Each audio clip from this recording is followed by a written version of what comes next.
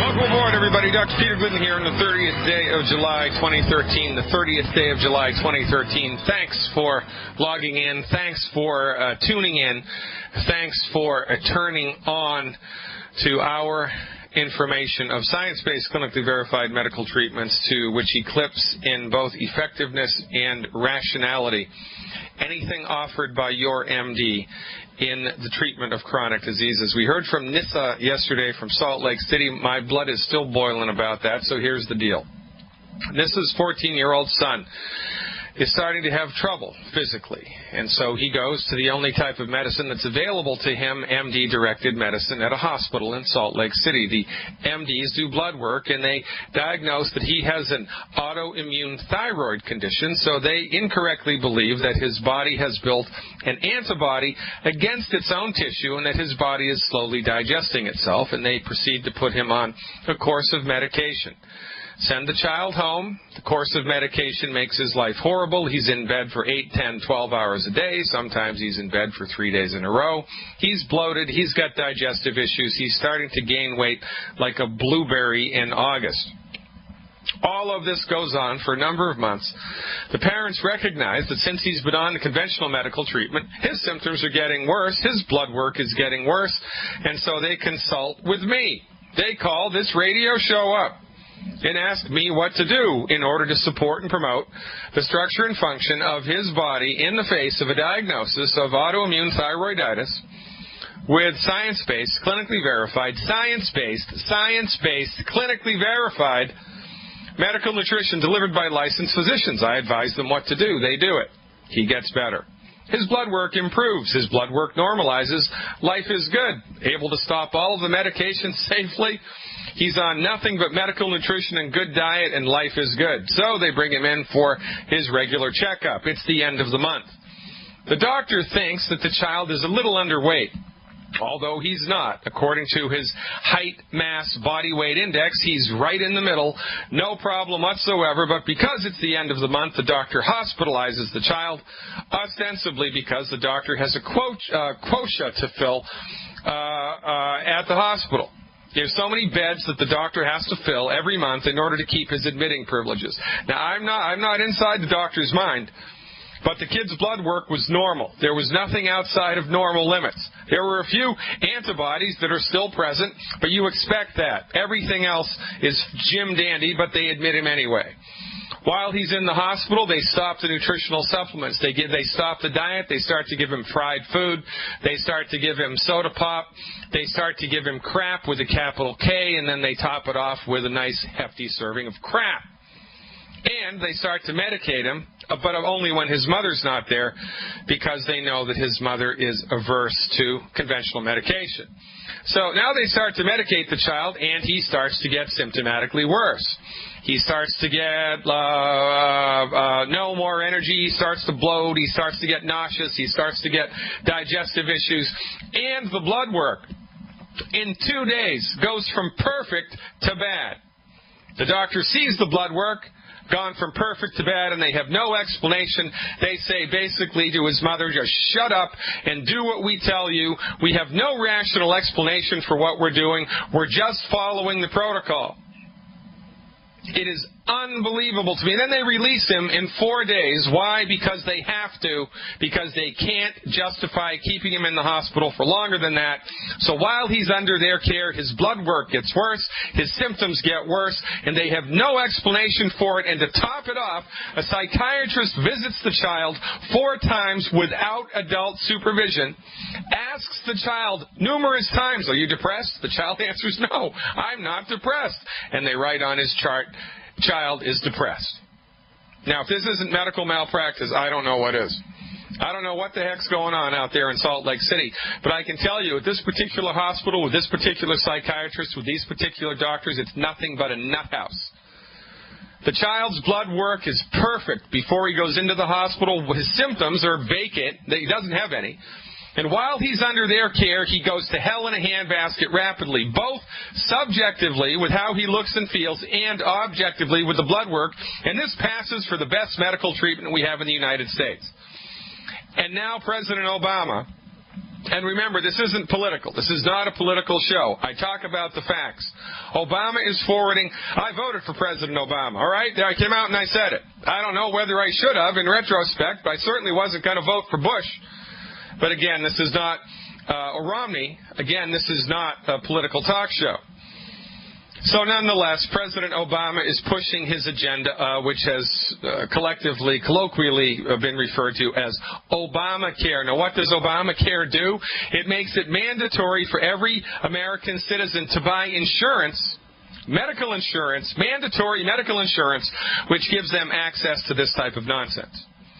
And this is why we have a health care crisis in the United States, ladies and gentlemen. The medical system that we have in the United States for the treatment of chronic disease does not need to be upregulated. It does not need to be downregulated. It does not need to be tweaked. It does not need to be modified. It needs to be abandoned because it does not work, and it is delivered by Neanderthal-brained, old-fashioned doctors practicing outdated dinosaur reductionistic medicine that consistently fails to produce results that not only is the leading cause of death in the United States, the leading cause of bankruptcy, but we keep going back to them. Why? Because we don't know there's another way, and I think we collectively have Stockholm Syndrome.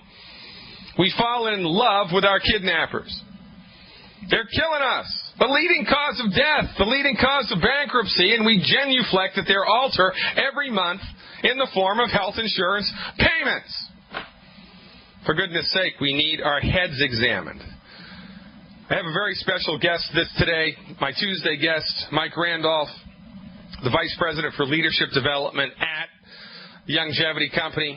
Mike's been in network marketing for a long, long time. He's been with Longevity for, I don't know, maybe 1-2 years now. He's in it to win it, and he's also our resident economic expert. I'm going to have Mr. Randolph chime in on this whole Obamacare nonsense. Mike Randolph, welcome back. Good to have you. Great to be here, Doc. Let me tell you, you've got my blood boiling right now. Yeah, you should have heard the radio show yesterday. I mean, I let her talk for almost half an hour. The story that she told about the incompetence that was delivered, I mean, it was numbing, it was tooth-chattering, it was a big, bad voodoo daddy. And, you know, thank God that she knew about what we do. Thank God that she had access to something that actually works. Thank God that she had the cojones to be able to stand up to the MDs.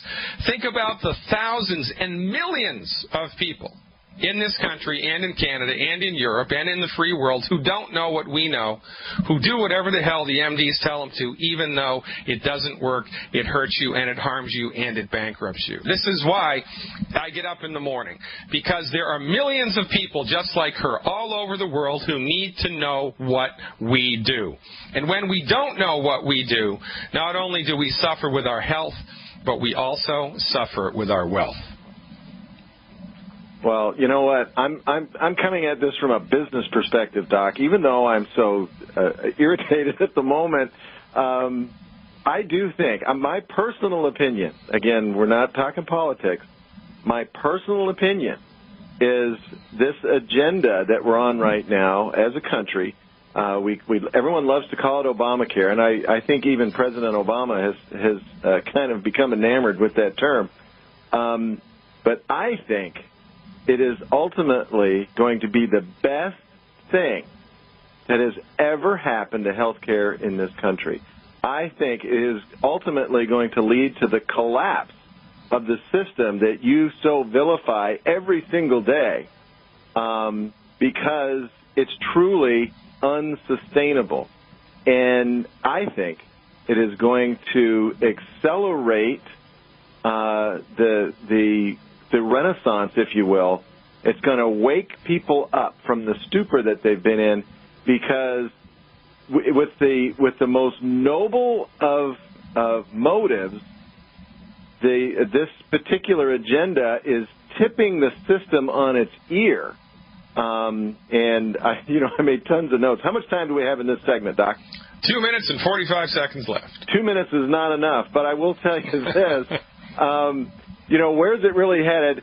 I have learned so much from you and from Dr. Wallach. Even though I was in medical school years ago, I have learned so much from you guys, because one of the reasons that our current healthcare crisis perpetuates itself is because of the three people or the three entities involved in this system. Each one has their own separate role, and if we can rearrange those roles, it'll completely collapse. Right now, we've got the customer, which is the patient. He's motivated by fear. You see it every single day. How in the world did they keep that child in the hospital for 4 days if it wasn't for fear? Pure, plain, and simple. You got the salesperson, who's the MD. He's motivated by money. Pure and simple. He's got bills to pay. He's got his own insurance premiums to pay. He needs money. And then you've got the checkbook. The checkbook in this whole situation is the insurance company. It's Big Pharma, and they are motivated by power.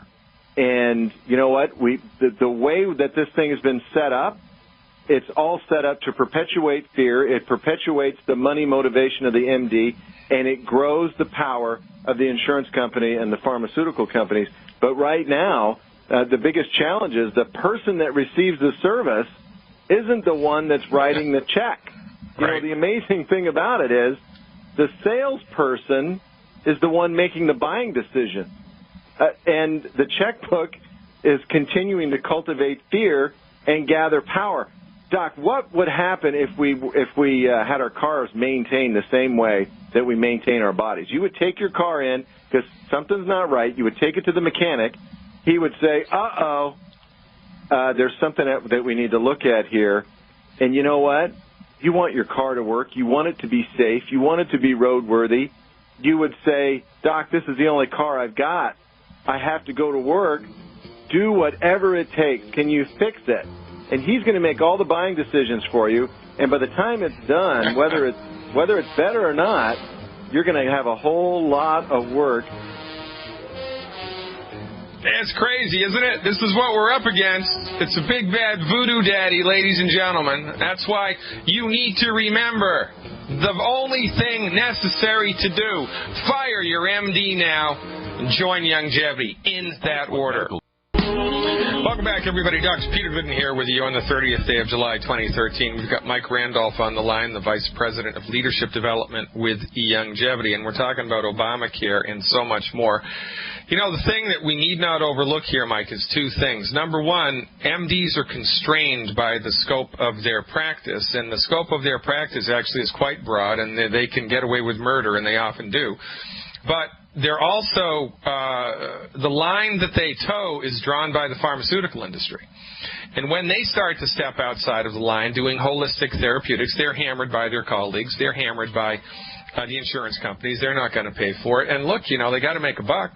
So you're right. It all comes down to the mighty dollar. And, yeah, we were talking about this earlier this afternoon. I think we should spend more time right now in this conversation. I bet you what's going to happen, right, is that as Obamacare becomes reality, medical doctors are going to stop billing Medicare, they're going to stop billing insurance, and they're going to start to bill patients directly. It's going to be, you know, like the socialized medicine that they have in Canada. If you want really good, you know, even though it's bad, if you want the cream of the crop of bad medicine, you're going to have to pay for it. And when people are going to have to start paying for it out of their own pockets, they're going to start to shop for stuff that really works, and that opens the door for us. Your thoughts? Well, I couldn't agree with you more, because what Obamacare, to me, what Obamacare is really doing is it's upsetting the whole system that's in place right now. It's taking power away from the insurance companies and Big Pharma, and that power is going to the government. You know, but that's another whole conversation as to whether our government needs more power, and especially when they're involving the IRS in the whole process.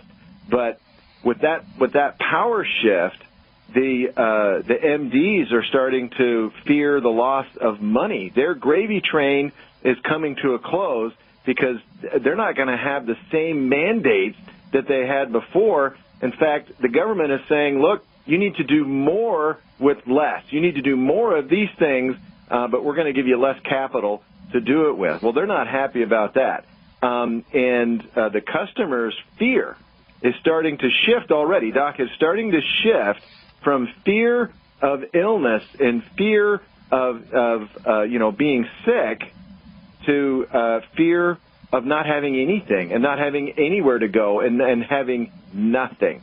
So as long as the customers are starting to fear different things, and as long as the MDs are starting to worry about losing money, and as long as power is moving away from the insurance companies, I think this is the absolute greatest thing that can possibly happen.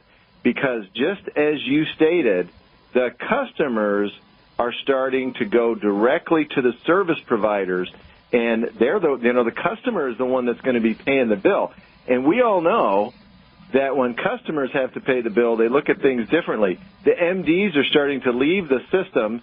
I have heard reports through the Wall Street Journal and various places online that MDs are starting to clump together. They're saying no to Medicare. They're saying no to Medicaid. They're starting to create clinical situations and sign up customers on a monthly subscription basis to make certain things available to them. They're forming these little health clubs, if you will, and they're trying to attract the customer. And when customers write the check, see, the system we have in place right now, Doc, as you pointed out so many times, it's not results-oriented. It's process-oriented. Who cares about results? We only want to continue this process. But when customers have to write the check themselves, they shift away from a process focus, and they start to focus on results. And let me tell you, the MDs are not going to be able to deliver the results, no matter how hard they try. They're good at certain things. They're not good at a lot of other things. And what I'm so excited about longevity, about Dr. Wallach, about Dr. Glidden, and about all the hundreds of thousands of people that are involved with this company is that we already know these things. You guys have already been teaching results-oriented systems, and that system is already in place. It's not going to take long when the customer pulls his head out of the sand and looks around. He's going to say, look, results happen over there. All I want to know is how many of our listeners on this show today are going to do what, if you wait 6 months or a year, you're going to look back and you're going to say, I shoulda, coulda, woulda, oughta. I should have gotten involved with longevity. Look what's happening right now. Just like you should have bought stock in Walmart when it was 25 cents a share. It's good advice. Go visit the website, folks, fireyourmdnow.com. That's fireyourmdnow.com. Click on the longevity button and join the cause. We'd love to have you. We need your help. Stick around. More with Mike Randolph when we come back. Mission Impossible, but not with longevity. If you just go to your MD and hope for the best, yeah, it's mission impossible. You're going to die, sucker. But before you're going to die, you're going to suffer, and then you're going to die. Mike, I've said it all the time. It's become like one of my maxims. I wrote about this in my book, and I mention it a couple times a month on the radio, and I'm going to keep beating this horse because it ain't dead yet. But the simple fact of the matter is that we do not have a free medical market, and that's the only reason that the MDs have maintained a power base. If by some genie in the bottle magic we were tomorrow to wake up in this country and in Canada and all over the world, right, by some genie in the bottle magic, all of a sudden tomorrow there were as many naturopathic doctors as there were MDs. There were as many naturopathic hospitals as there were MD hospitals. There were as many naturopathic medical schools as there are MD medical schools. And if insurance paid for everything, and if the naturopaths got half of the research money, within a year the MDs would be out of a job because their therapeutics don't work in the treatment of chronic disease. But the average consumer doesn't even know how to pronounce naturopathic, let alone know what it is, and they don't have access to it. They do not have access to it because medicine is a tightly regulated phenomenon here in the United States. For goodness sake, as a licensed naturopathic physician in Seattle, Washington, I can deliver babies, prescribe drugs, order any diagnostic tests I want, work in hospitals, legally call myself a physician, perform minor surgery, and it's all covered by insurance. Now, if I was to do exactly the same thing in 36 other states, I'd be thrown in jail and fined thousands of dollars for practicing medicine without a license. And this is why Dr. Wallach, my colleague, mentor, and friend, the founder of the Longevity organization, set longevity up on purpose as a network business. And, I talk about this all the time, too. Wallach could have sold his vitamins to health food stores. He could have done that. He could have sold his vitamins through the home shopping network like Andrew Lessing, that knucklehead. He could have done that. He could have had a direct-to-physician-only vitamin company and just sold to licensed physicians. That's a big money item. I used to work for a company that did that. It's big bucks. He didn't do that. Instead, he chose on purpose to set longevity up as a networked business. Why? Because everybody in this country is sick and suffering needlessly. Everybody needs to know what we bring to the table. There just aren't enough naturopathic doctors to go around to fit the bill. And so instead of trying to fight or compete directly with the pharmaceutical industry, we're doing an end around. We're going to ignore them. We're going to teach people boilerplate, science-based, clinically verified health recovery therapeutics developed and delivered by licensed and regulated physicians. Stuff you can do right now at home, today, to recover your health.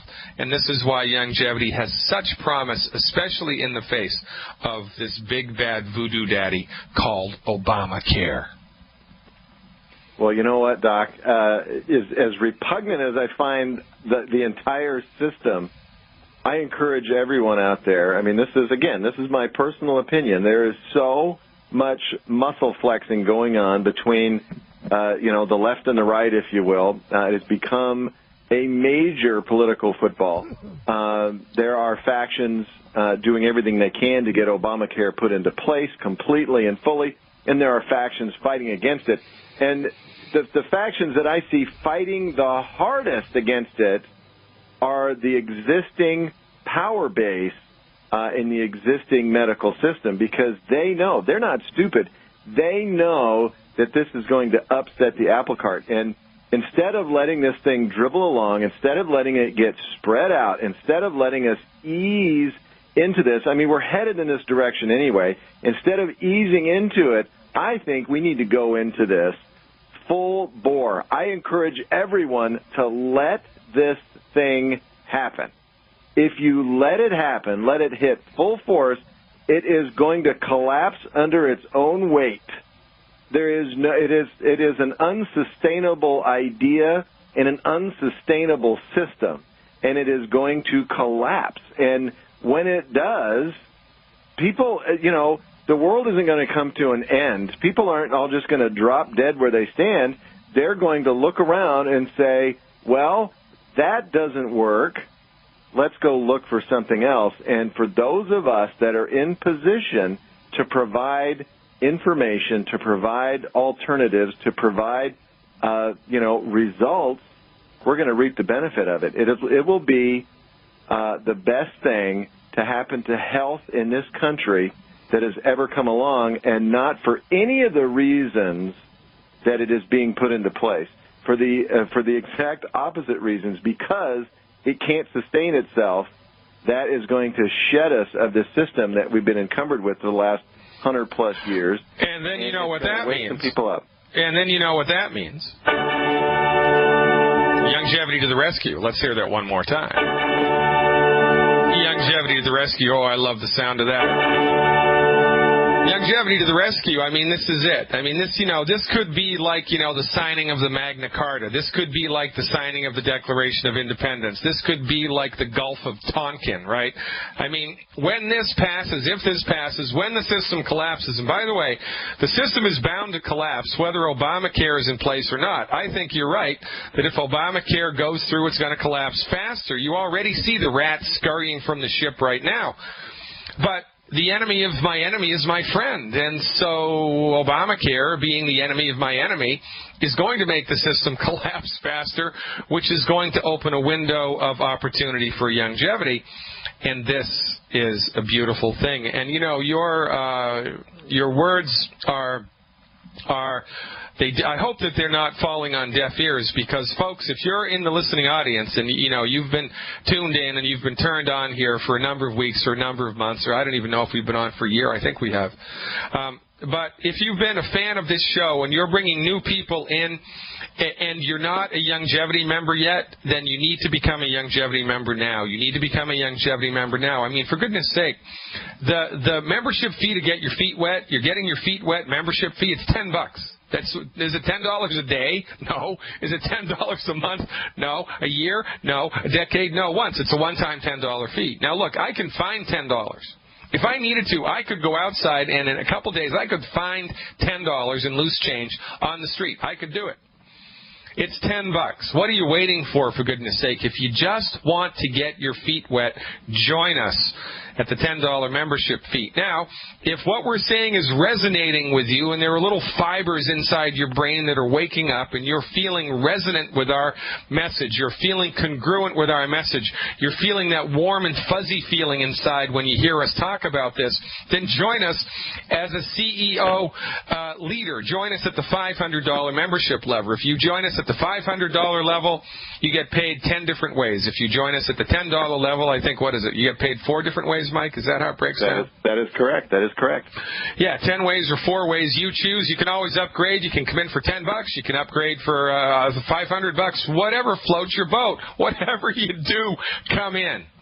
And let us hold your hand and teach you the simple systems that we have in place. And they are simple systems. You don't have to memorize chemical equations. You don't even have to know how to spell vitamin to be a successful Youngevity distributor. All you have to know how to do is point. You have to be coachable. You have to let us be able to show you how to do stuff. But, man, I've got a 7-year-old girl in Seattle. She's making $500, $600, $700 a month. She's 7 years old. Now, if a 7-year-old can do it, you think you can do it? I know that you can do it, and we are here to help you. And, you know, Mike, I've been with Youngevity for 5 years now, and you came in with the FDI company. And since FDI and Youngevity have merged, honest to God, it was the best thing that's ever happened to Youngevity, because what FDI brought to the table was an array of support, back office support, and the production and the management and the distribution of simple enrollment systems. The marriage of those two companies was born somewhere in heaven. Fantastic thing. And, you know, really, when I'm looking into the future here with all of this Obamacare nonsense, with all of this medical nonsense that's up in front of everybody's face, I see nothing but blue skies ahead. Well, I'll tell you, if anybody likes Warren Buffett, I mean, you guys know he's a contrarian. He likes to do the opposite, you know, and it doesn't matter what you do in life. If everyone's going that way, you need to go this way, because it just seems human nature in mob mentality. As individuals, we're pretty smart. As a group, we're pretty dumb. Most people buy high and sell low in the stock market. If you want to be the one that buys low and sells high, those are the people that make money. You need to have that contrarian attitude. When everyone is buying real estate, you need to sell. When everyone's selling real estate, you need to buy. When everyone is scurrying, you know, from the ships in fear of Obamacare, you need to embrace it. You need to realize that opportunity is in some of the most unlikely places. You just have to step back. Take a look at the big picture, see what's going on, and realize everyone's running that way. It's time to go this way, and this way is in Youngevity. This way is looking at things a little bit differently. You know, I realized today, and I'm pretty proud of this, Doc, I have never, in my working life, I have never once filed either an unemployment claim and I have never, ever in my working lifetime ever filed a health insurance claim of any kind. And you know what? Because I play the game, I've paid health insurance premiums, but I am so proud of the fact that I have never, ever, ever let myself get sucked into that system. Well, there you go. And, you know, I wish everybody else in the country had that mindset, but sadly they don't. And, you know, you don't know what you don't know. And people have been enculturated to believe, and, you know, I don't like to use the word brainwashed, but sometimes it's apropos. People have been brainwashed to believe by the pharmaceutical industry that the MD knows what's best for them. But in point of fact, The MD doesn't know what's best for them. The MD only knows what they've been trained in, and what the MD has been trained in is just one small piece of the pie of medical science, and it's awesomely excellent for trauma care. It's awesomely excellent for surgery when surgery is necessary, and it's awesomely excellent for a handful of infectious diseases. But for most of the things that most people go to the doctor for most of the time, it stinks. It doesn't work. It makes things worse. It makes the medical bills go through the freaking roof, the leading cause of death and the leading cause of bankruptcy. For goodness sake, eventually it's going to be like the 100th monkey. Eventually it's going to be like the 100th monkey. Enough people in this country are going to get on board with our programs, get their health back, their blood sugars normalized, their blood pressure normalized, they start sleeping through the night, their sex drive comes back, their energy comes back, they don't need that extra fake knee that they were waiting for. And when this happens to enough people, it's going to reach a critical mass, and then the culture is going to pop. And ladies and gentlemen, Mike Randolph is absolutely right. Get in now. Get in on the ground floor while the getting is good. Visit fireyourmdnow.com, fireyourmdnow.com, and click on the longevity button. Mike, we're up against the clock here, buddy. One parting shot from you in the last 50 seconds. Well, you know what? The parting shot is when everyone is scared, we need to be encouraged. When everyone lives in fear, we need to live in hope. And you know what? That's what longevity truly is bringing to the table. We're going to replace fear in our health care with hope. And when we replace enough fear with enough hope, it is game over, buddy. There he goes, ladies and gentlemen. Mike Randolph, we'll see you next week, buddy. Ladies and gentlemen, stay tuned. Talking to Todd Harrison about defying muscular dystrophy next when we come back. I am Dr. Peter Glidden, and this is Fire Your MD Now. Hey, everybody. Welcome back. Dr. Peter Glidden here with you on the 30th day of July, 2013.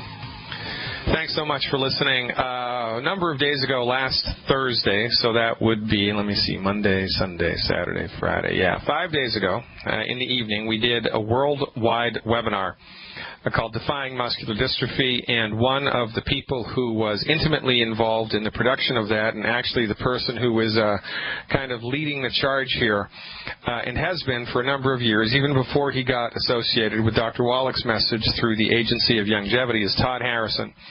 Now, Todd Harrison's out of California, and he is here right now to help us understand what is going on next in the Defying Muscular Dystrophy community.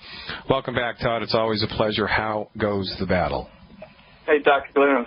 It's great to be back on. You know, that last segment about Mike Randolph and hope, that's what it really all comes down to. You need to have hope. You know, no matter what illness you have, it all comes down to hope. If you have no hope, you just need to have hope, because you can get everything out of life just by believing and searching until you get what you want. And you know, my progress with muscular dystrophy is unbelievable right now.